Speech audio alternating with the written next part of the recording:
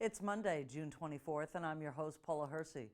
On Barnstable Today, we learn more about a substance abuse toolkit for employers and discover how the town of Barnstable keeps our Department of Public Works employees safe on the job. Now for a look at municipal and legislative notes.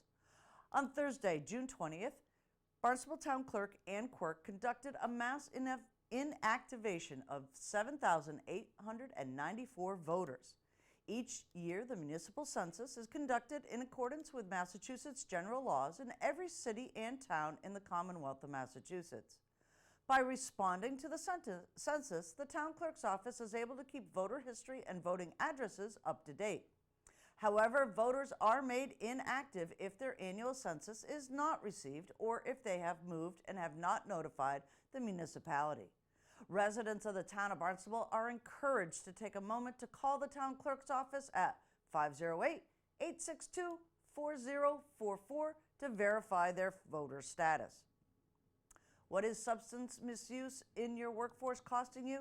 In the past 10 years, persons employed in the trades and service industries made up 65% of opioid overdose fatalities on Cape Cod. The Barnstable County Department of Human Services has produced an employer toolkit to help employers determine how substance use is impacting their bottom line in terms of lost productivity and increased labor costs and employee health and wellness. The opioid crisis costs an enormous amount of money. With me today to break that down and what people can do to learn more about how much money it costs is Vera Herrick from the Barnstable County Human Services Deputy Director.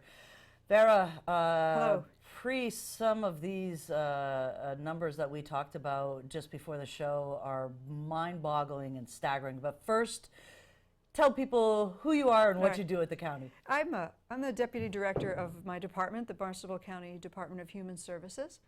I am also basically a research and cost analyst and policy analyst on issues of public health affecting our population, both on the chronic disease side, less so on the infectious disease side. That's more the health department. But given that the substance use issue and problem is emblematic of a chronic disease-related issue, we are front and center in working on that and helping coordinate county resources and thinking on the subject. Right. So you've developed a website that is a resource for everyone in the community, from businesses and organizations right down to parents, called My Choice Matters. Give just a brief synopsis of what people can find on that website and how this public information campaign came about. All right. The web address is mychoicematters.net. And on that website, we have various toolkits and resources that will help parents, teachers, employers, you name it, to understand the substance use related issue by substance. It's not just this overarching thing, but we go through marijuana, cocaine, meth, the various opioids obviously affecting our community, with facts about these substances, and then tools and resources for our community to understand and address the issue within their particular scope. So if it's a parent, your scope of direct interest is your immediate family, most likely your kids or other loved ones who might have an issue. And so the mychoicematters.net website is scaled in such a way that you can find answers that you're looking for that have a basis in evidence in order to help you understand and take action. Great. So let's come back to the opioid-related deaths. You've taken a decade worth of data, and people, I'm not sure always understand, but data tells a story. Yes. So tell us the story of what you found. Let me step back even from the opioid crisis. We did, 5 years ago, almost 5 years ago now, we did an overarching analysis of substance use on Cape Cod to identify the various trends and the various substances of interest and concern on our little island, in our spit of land here. And we found that alcohol is in fact the most prevalent substance that is misused on Cape Cod, by number. There's a good 15,000 people on Cape Cod who are addicted to alcohol. Not just using, we all have a social drink or go out with friends and what. People who are addicted, dependent upon alcohol, is our underlying base endemic problem. And that's a public health term meaning this is our grinding year in, year out problem that forms the baseline. It's almost like it's the canvas on which all of our other more specific substance use related problems are painted. Okay. So we have specific other substances, over the years that come and go in terms of their prevalence and how concerning they become.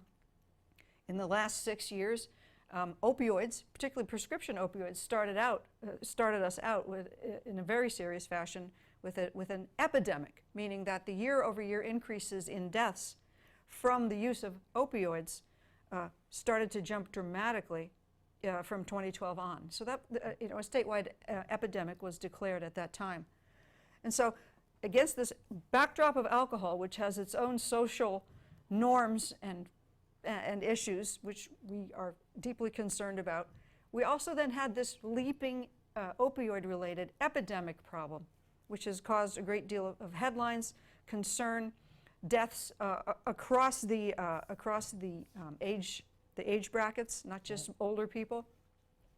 And so we mounted a very strong effort to try and understand these deaths, these mounting number of deaths, with an eye toward hopefully understanding features of their employment lives, their educational backgrounds, to try and get upstream of this and put into place perhaps some preventative measures. So let me talk about, do you want to get a word in, Joyce? I can just keep going. No, that's part of what we want to do today is educate businesses out there of what they can do. There's some data that you've discovered by studying death certificates. Yes. So we studied opioid-related deaths for the decade between 2004 and 2014 for the purposes I just mentioned. And we found there were about 281 deaths from opioid-related issues during that period of time on Cape Cod. The chart that looks like this, though, it goes up. It's stable till about 2012, 2013, and then it jumps, okay? So, but I took a decade's worth of those deaths because I wanted to bracket the last economic recession to remove economic issues from a main consideration for why the deaths would spike, right? So we wanted to bracket the 2008-2009 downturn and that. What we found was, doing all of these reviews of death certificates, which we found that the very disproportionate number of deaths of those 281 were amongst trades and service workers. Good 65% of those deaths were amongst trades and service workers. That means carpenters, chefs, plumbers, landscaping, people who have physically taxing jobs. Yep. We found an equivalent number of deaths of people, deaths amongst those people with an educational attainment of high school or less. In other words, 65% of the deaths were trades and service workers. 65% of the deaths-ish were also had an educational attainment level of high school or less. And these two issues, not problems, but issues are intertwined. Right. With a low level of educational attainment, you only qualify in our current economy for certain types of jobs, and mostly those jobs are physically taxing jobs. So when you have physically taxing jobs, perhaps less low levels of health insurance or not really great health insurance, you tend to self-medicate in order to keep working. You need to get to work and so on. And that's very simple for when you're self-medicating with a highly addictive substance for a problem to take off, and that ultimately and tragically to culminate in death. So this is the genesis that we understand from the work that we did of some of this disproportionate deaths in our trades and service workers. Amongst the trades and service workers, so that group, workers in the construction trades were at the greatest risk of death. Okay, so you have trades and service workers, and then the subset of those, construction, again, in the construction trades, greatest liability for the risk of death. And so for that reason, we wrote a report, of course, and in that report is a variety of recommendations, many of which having to do with asking employers or recommending to employers that they try and get ahead of get their arms around this, and then get ahead of this with regard to some of their internal policies and procedures in order to make their workplace, number one, primarily safer. Right. Safety being job one, not only for the good of their workforce, but for the good of their bottom line. Because all of these fixes are mutually reinforcing for the benefit of both the employer and the employee. So what we developed was an employer toolkit. And what that is this is I'm sure you guys will have the link for it in your various outlets, but it looks like this. It's got two sides to it. On the front is basically, it introduces what the toolkit is and where you can go for more information. And it shows you that there's a calculator for the employer that they can click on and estimate what the substance use related problems is costing them in their own business. And on the back is general resources to address substance use related problems. The toolkit itself has various sections, and it's web-based. So you go to the web and you can see the various sections. There's sample HR policies. If you don't have an HR department, you're a small business owner, right. There are samples for language that you can put in place and areas where you can educate yourself on how to deal with your employees on this subject in a proactive and sensitive fashion while remaining within the law. Because there's a lot of employee law that pertains to this. Being in recovery from a substance use disorder or seeking treatment and being in treatment affords that person protections under the American with Disabilities Act. In the same way it does if someone is receiving treatment for a cardiac problem or diabetes. So employers have these considerations that they have to maintain a perspective on. And this toolkit provides information and insight on them from a variety of different points of view. It almost answers questions for them. Right. And one of the things that I saw on this that was really brings it home to a business owner, especially a small business owner, is bottom line, right? Yeah. So there's a calculator that they can click on and actually find out how much it may cost or is costing their business. Yes, based upon how many employees you have. It's a very simple calculator. You go in and it asks you how many employees do you have, where are you located in the world, United States and so on. And what the likelihood is of a substance use related problem in your workforce costing you. And those costs would be low productivity or calling out sick more than one would want. Or accidents, obviously accidents, having to replace an employee that you have to let go and then retrain someone else. Right. And in a very tight labor market, such as all of our tradespeople are seeing right now, we hear that from everyone, that they can't find workers, the type of workers they need. In a tight labor market, this is a particularly acute problem, because without ability to fill your crews with able-bodied people, you're losing money. Right. So on the back side of this, when we're talking about the employer and they realize that they might have some challenges with some employees that might be substance abuse prone or substance abuse abusers, what are some of those steps that they might be able to take? Again, the sensitivity piece of it, privacy issues. Yeah. There's a lot that an employer really has to kind of, come to grips with. What are some of those simple things that they can do that might help them, get to this problem, and then maybe, like you said, upstream of it? You want, you have a good employee and they have an issue. What can they do? All right, so just stepping back from a particular in-the-moment situation with an employee, I would say among the first things and the most important things that an employer should do is have a workplace safety policy. Particularly employers who are employing people in physically taxing trades. What is your workplace safety policy? Because the first, if the cause of action is brought against you by regardless of holding aside the substance use related issue, Exhibit A is going to be your workplace safety policy or lack thereof. So be smart and put these sorts of human resource policies, a workplace safety policy in place. There are templates for these. We have them in the toolkit. You can access the templates for these sorts of things. So that is the first thing. Set out the parameters for what, and in so doing, you will educate yourself as an employer for what you have to do and what sorts of documentation information you need to put in place in order to best serve your business and best serve your employee.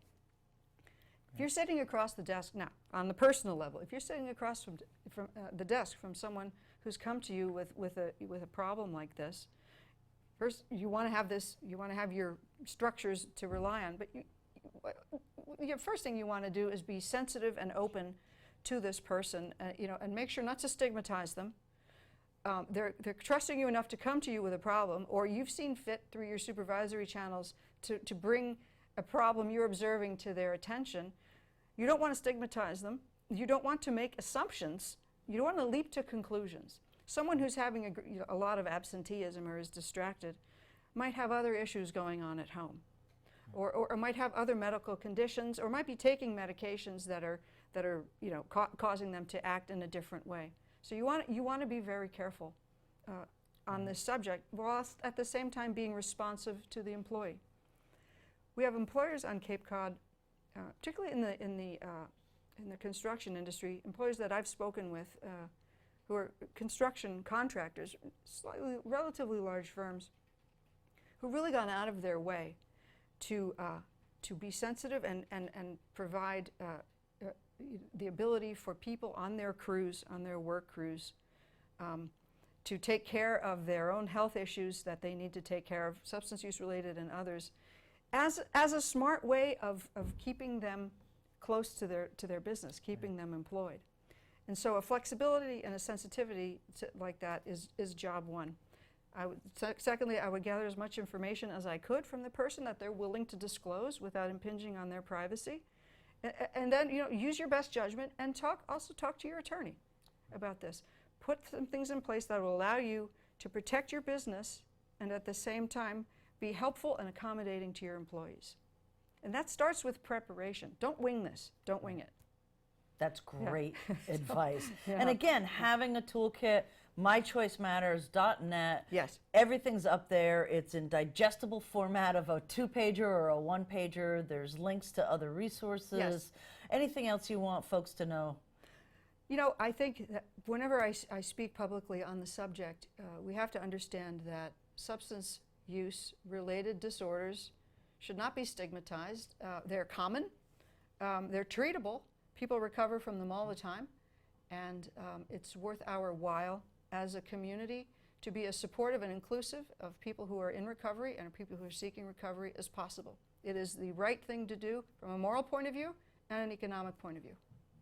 Thank you so much, Vara. This was a eye-opening and enlightening, and I'm sure our businesses appreciate it. My pleasure. Thank you. Thank you. From responding during storms to managing tree removal, our local Department of Public Works employees often work in proximity to high-voltage electrical equipment. Town DPW Safety Officer Megan Savage joins us in studio to talk about the recent Eversource training for DPW departments across the region. Electrical safety. May is Electrical Safety Month, but we practice safety around electrical wires all year round. With me today, the Safety Officer for the Department of Public Works, Megan Savage. Megan, welcome. Thank you. Thanks for having me. Your department, last time you joined us, we were rolling out the safety program. Tell us where you are now and what's been updated since you first started the program. We've done a ton of training, from load securement.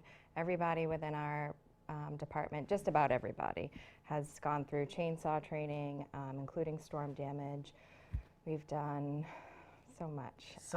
Yeah, we're working on policies and health and safety plans and standard operating procedures for all the tasks that are being done. And we just held high voltage safety awareness with Eversource. So that's kind of what prompted me.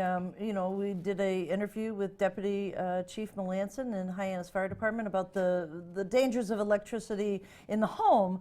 And now I'm thinking, well, what about out on the job? So you folks deal with some high wire stuff on almost a daily basis, it seems. So we're supposed to stay away from it, but Right. yes, we can be exposed to it. And then this was one of those trainings that actually our folks had requested.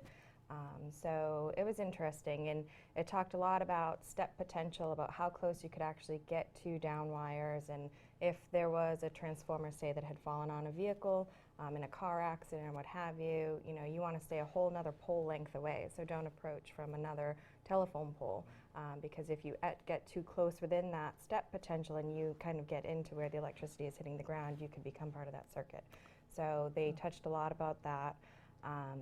We deal with bucket trucks, vac trucks. We have a lot of equipment, backhoes and excavators and whatever, that raises very high. We have, so this really kind of focused on making sure that you're in a safe area. You're staying at least 10 feet away from the electrical wires above you.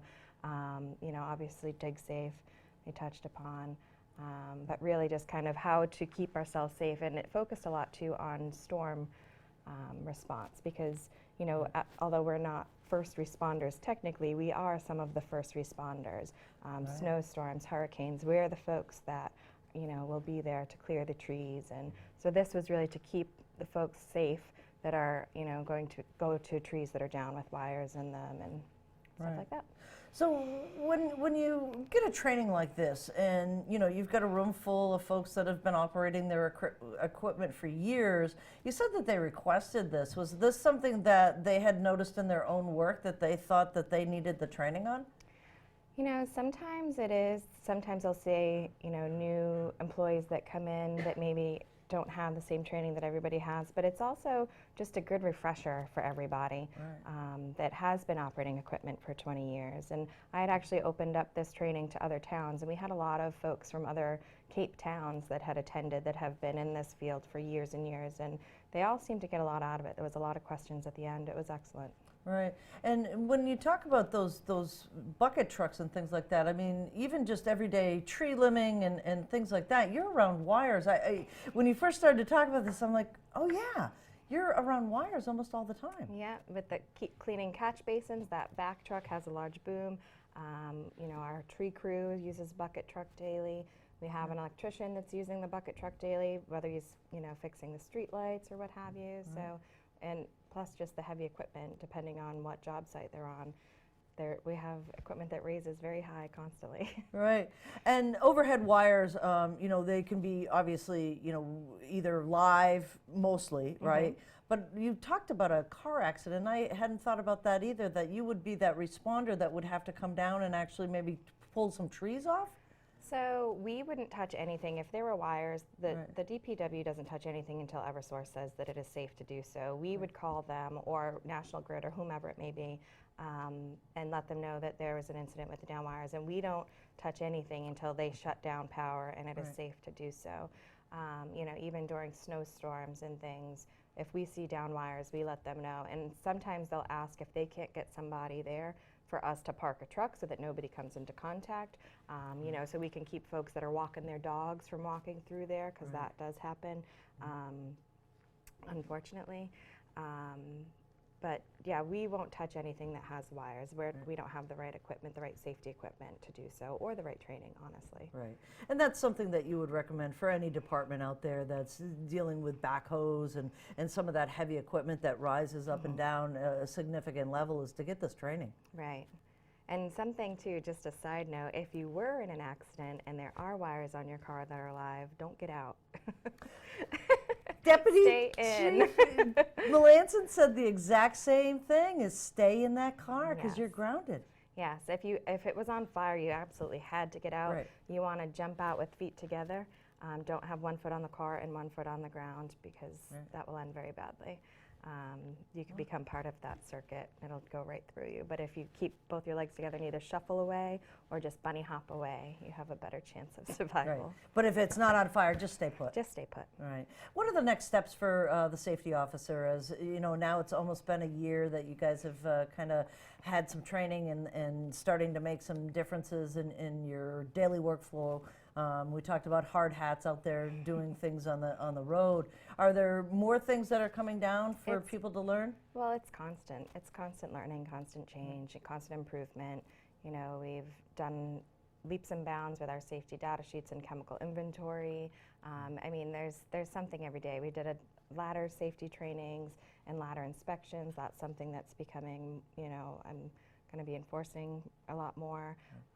So every day is something Is fun and something. exciting. It is, and you know what? It makes us feel good as employees that you're out there and you're looking at some of these potential things that we don't notice in our everyday work life. We're just, oblivious to it sometimes. We call it wallpaper. It becomes the wallpaper. Right. So even some of, safety signs and things like that, we joke it just becomes the wallpaper. If it doesn't stand out and you don't change it, they don't notice it anymore. Wear your safety glasses when you enter this space. Well, they don't notice that after a while, so you have to try to keep changing and making things fresh. Fantastic. Well, thanks for joining us again. We'll see you in the next quarter. Sounds good. Thanks for having me. Up next, things to do, places to go, and people to meet.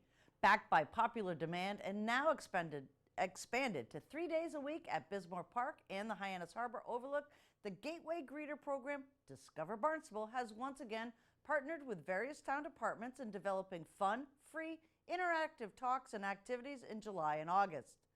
Families are invited to participate in a wide variety of organized and educational activities exploring services and programs which enhance our quality of life and supports the needs of our community. This year's participating departments include Animal Control, Arts and Culture, Barnstable Municipal Airport, Channel 18, Clean Water Coalition, Golf, Hyannis Public, Library, Parking, Recreation, Senior Services, Town Clerk, and Natural Resources. Check the town website for the schedule, www.townofbarnstable.us. Comments, suggestions, accolades, connect with us on Facebook, email us, or send us an old-fashioned note by carrier pigeon. Channel 18 works. For you, I'm Paula Hersey, and thank you for watching Barnstable Today.